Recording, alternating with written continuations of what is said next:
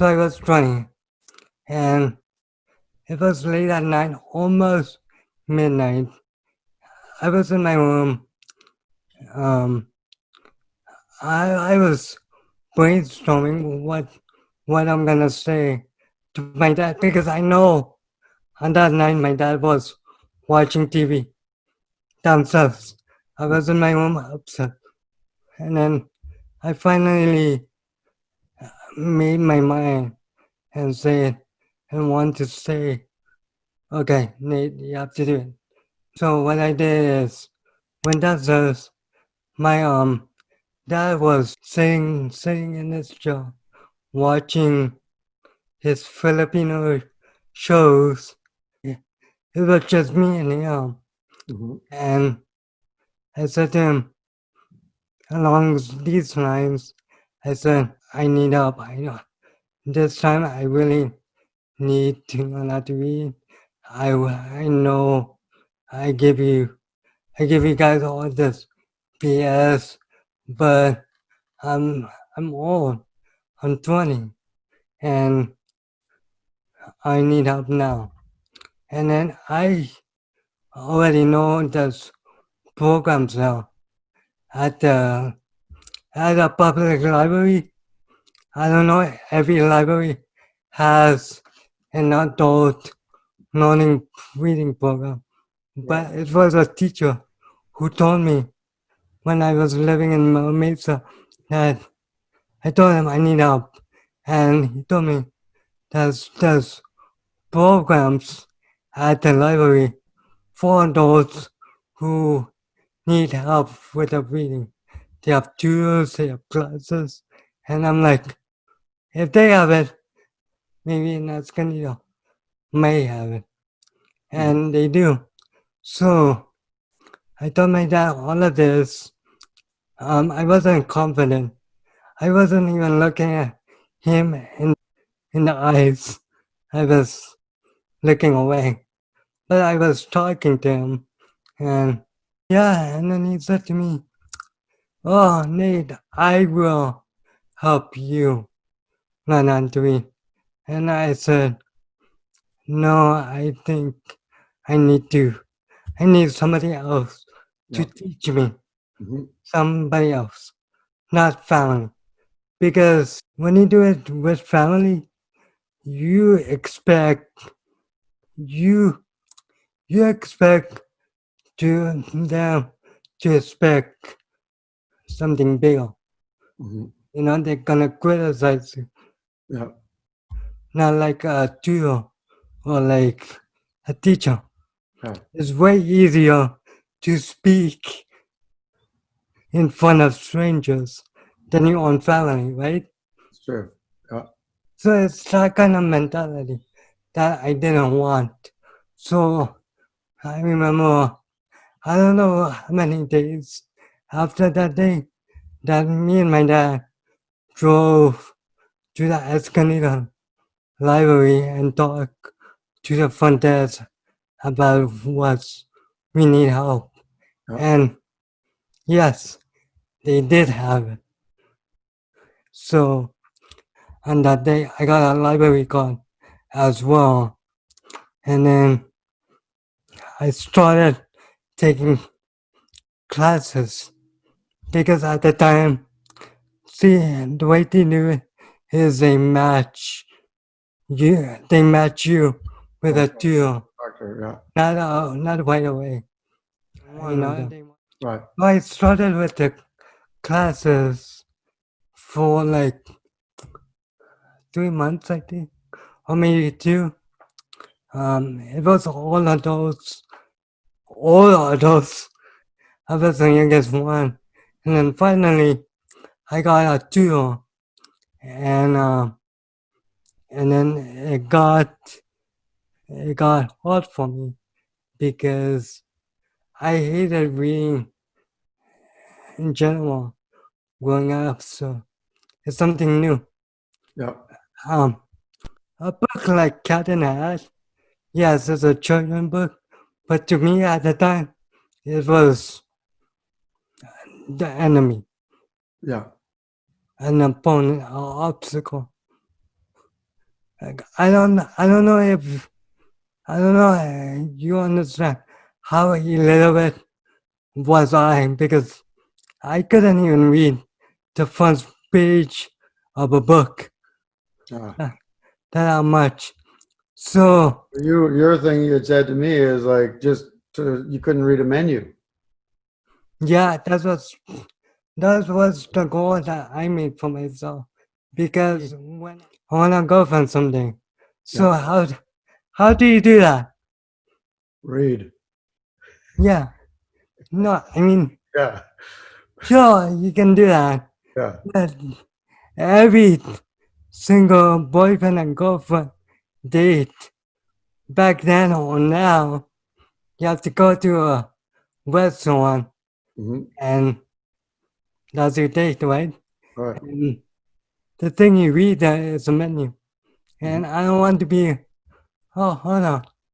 What if I do get a girlfriend and I do go on a date and we go out in the restaurant, what gonna happen? What's gonna happen? What I get, what? I'm gonna say, oh, I can read. That's embarrassing, Yeah, especially for a guy.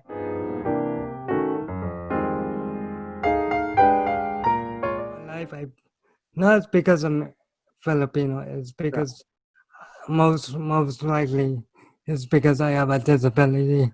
I do my gait is different. Right, So when they see that, I get looks.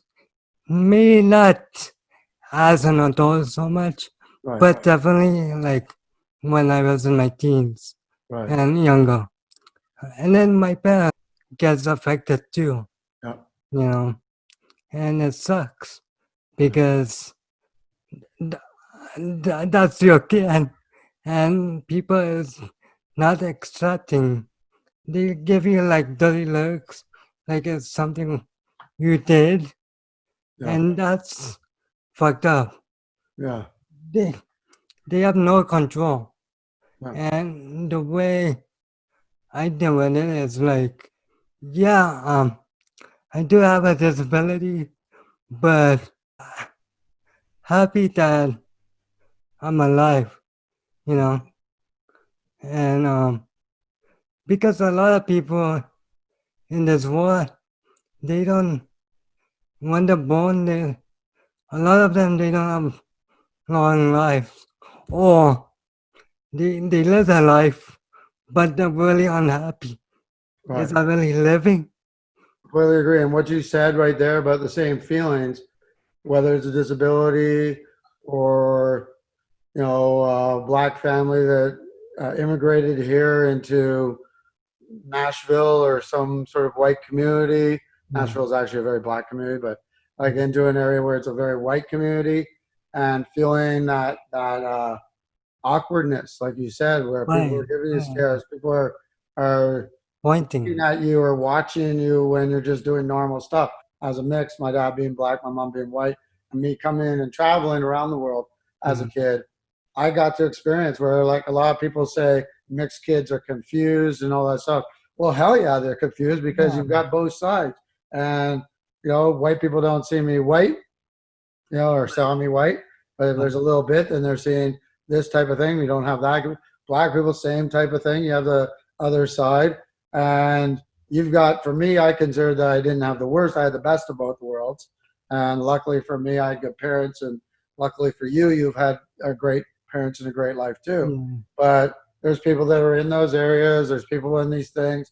And so, on your advice, Hmm. from what you've had to do, how do you just look away? How do you not get angry? How do you not confront? How do you just deal with it? So is it you're giving advice to, you at 16, 17 years old again, Yeah. when you were unconfident, you weren't confident enough to read. What are you going to say to that kid that's where you were then? What's your advice to give them as our sort of like sum this up? If you could tell a kid what you could do now, knowing what you've done now. Give me a little bit for them, inspire them. Well, I will say this. I will say that people will bully you, and that's part of life. Everybody gets bullied. What I hate the most is not the stares or the pointing. Is feeling that I'm special. Like I need special attention. That's the most hated thing that I really hate. Yeah. I don't care if they call me bad names or anything like that. They can call me handicap loud and clear to me, and that doesn't bother me. What does bother me is them treating me like I'm special. Right. That's like, to me, that's like calling a black person the N-word, Yeah. or, you know, pick a culture and say the biggest derogatory word that you can say, and that's how I feel. But it's not a word, It's not in the word, it's in the look and the feel and the and way the they energy. express it at you.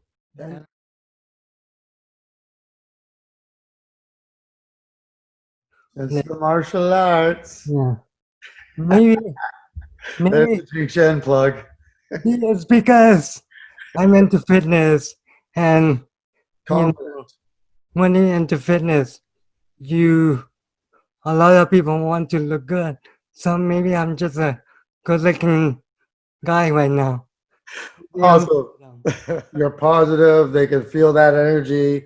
You're out there. You're now not being afraid. You're moving forward. You're putting yourself out there, which you never did before. The fact that you have that channel and it's an expression of your art and everything you're doing and kind of it gives a history if you look back at the first ones to what you're doing now, Yeah, even especially when you see the the quality of your videos, like your openings and the way you're expressing and the way you handle the camera is just, it's amazing. Like, look at the mic you got. oh yeah. Like, you're set up, you're ready to go now.